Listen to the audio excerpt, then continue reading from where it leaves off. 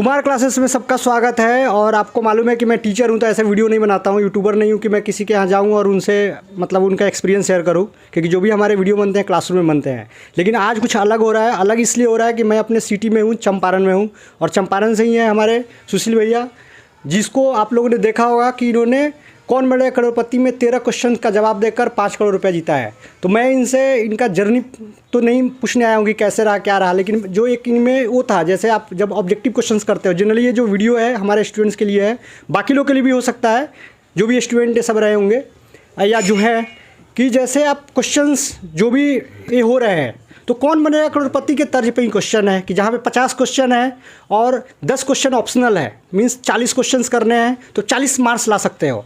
तो मैं यहाँ पे कौन बनेगा करोड़पति को इसलिए रिलेट कर रहा हूँ कि जैसे इन्होंने कैसे अपने प्रेजेंस ऑफ माइंड को, कभी कभी क्या रहता है कि आपको आंसर्स मालूम रहता है, लेकिन वो जो प्रेजेंस ऑफ माइंड चाहिए कि जैसे जब भी क्वेश्चन आ रहा है उस समय क्लिक करना चाहिए। दो टाइप के स्टूडेंट्स रहते हैं कि कभी जैसे उनको एग्जाम टाइम में नहीं आता है, जैसे एग्जाम फियर हो जाता है उनको, इसलिए मैं बार बार वहाँ पे लिखता हूँ no more fear from exam. Exam time में उनका फियर नहीं होना चाहिए। जैसे कौन बनेगा करोड़पति में बहुत लोग पहुँचते हैं तो उनको आवाज़ ही नहीं निकलता है, या उनका प्रेजेंस ऑफ माइंड वहाँ पे काम नहीं करता है। बहुत पढ़े पढ़े लिखे लोग रहते हैं, 2-4 क्वेश्चंस देते हैं, उसके बाद वो या तो कि कोई से एक्सपर्ट से गाइडेंस लेते हैं। लेकिन आपका एक स्पेशल ही रहा है, जब से स्टार्ट हुआ है केवीसी का, वो स्पेशल ही रहा है कि आपने एक क्वेश्चंस भी बिना मतलब गलती किए हुए सारे क्वेश्चंस का जवाब दिया।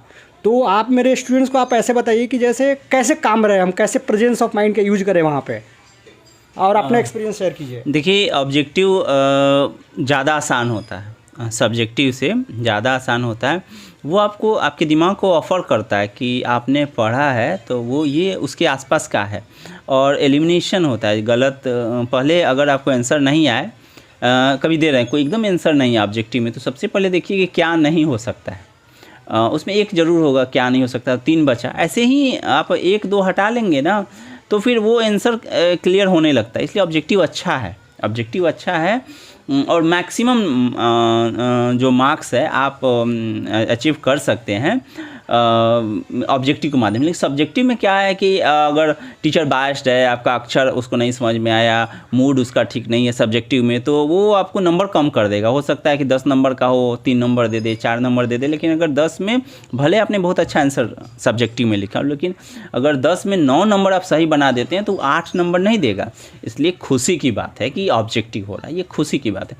और आप अच्छे से पढ़ें, और ऑब्जेक्टिव से तो बिल्कुल नहीं डरें, आप पढ़ाई करें, अच्छा होगा। जैसे प्रेजेंस ऑफ माइंड का रहता है ना, जैसे हम क्वेश्चंस को देख के घबरा जाते हैं, कभी कभी ऐसा रहता है कि हम अच्छा कर सकते हैं, तो कभी कभी बच्चों का ऐसा कंप्लेंट रहता है कि सर हमको तो ऑप्शन नंबर 2 को ये करना था, फिल करना था, लेकिन हमने बाई मिस्टेक 3rd कर दिया। या कभी कभी स्टूडेंट ऐसे होते हैं कि उनका टाइम लिमिटेशन रहता है, वहाँ पर भी था आपका, तो उस टाइम लिमिटेशन को कैसे करें कि जैसे एकदम कोई भी आदमी रहता है कि जैसे हम लोग टीचर ही हैं, लेकिन हम जब पढ़ाते हैं तो टीचर के पास हमेशा 2 चांस रहता है। अगर टीचर ने थोड़ा सा कुछ गलती भी लिख दिया तो उसके बाद सॉरी बोल के आगे निकल सकता है, लेकिन स्टूडेंट के पास एक ही चांस है, मतलब वो डायरेक्टली उसके मार्क्स पे असर पड़ेगा, उसका मार्क्स डायरेक्टली कम हो जाएगा। तो वहाँ पे उनको कैसे अपने आप को ये रखना है कि प्रेजेंस ऑफ माइंड भी हो, वो घबराए भी नहीं, और टाइम बाउंडेशन में सही आंसर करे। हाँ, तो सबसे पहले ध्यान रखने वाली बात है कि आपको प्रैक्टिस करनी है, घर पे प्रैक्टिस कीजिएगा, और OMR सीट जो होता है उसको भरने की भी प्रैक्टिस कीजिएगा। और आंसर जब आप प्रैक्टिस करके मिलाइएगा तो आप ये नहीं देखिएगा कि बी की जगह पर सी तो नहीं भर दी। ये जब अभ्यास में आ जाएगा प्रैक्टिस में तो गलतियाँ कम होंगी। गलतियाँ होती है, कम होती हैं, तो पहले अभ्यास करना है।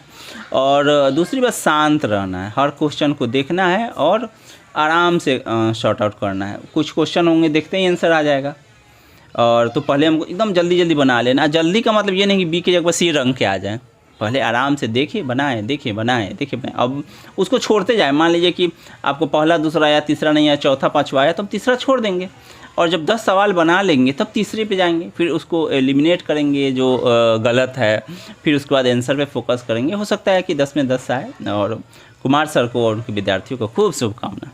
और तीसरा एक लास्ट क्वेश्चन है आपसे कि जैसे मतलब बच्चों को ऐसा लगता है कि जैसे आपने कौन बनेगा करोड़पति जीत लिया, या कोई ऑब्जेक्टिव जब भी एग्जाम होते हैं तो लोग बोलते हैं कि लक फैक्टर है, कि हमारा लक ही अच्छा नहीं था इसलिए हम इस कंपटीशन को निकाल नहीं पाए, या हमारा लक अच्छा नहीं था। तो उसमें आप थोड़ा सा खुल के उन लोग को बताइए कि लक तो साथ देता है, लेकिन उसके लिए प्रिपरेशन आना चाहिए, लक उन्हीं का साथ देता है। ये बहुत बड़ा कन्फ्यूजन है, लोगों को ऐसा लगता है कि अरे हमने एनडीए क्लियर नहीं कर दिया, उसने किया, उसका लक अच्छा था, उसने गेस भी किया तो करेक्ट हो गया। नहीं नहीं, मैं एक बात कहना चाहूँगा कि प्रिपरेशन जो है वो मस्ट होता है। और कोई जब तुक्का भी मारता है ना, तो उसके पीछे उसके अनकॉन्शियस में उनका आंसर मालूम रहता है, नहीं तो तुक्का नहीं रहता है। अगर 4 में 1 जा रहा है, इसका मतलब है वो आपसे ज़्यादा जानता है, कहीं ना कहीं वो उसको मालूम था, उसने वो चीज़ पढ़ा होगा।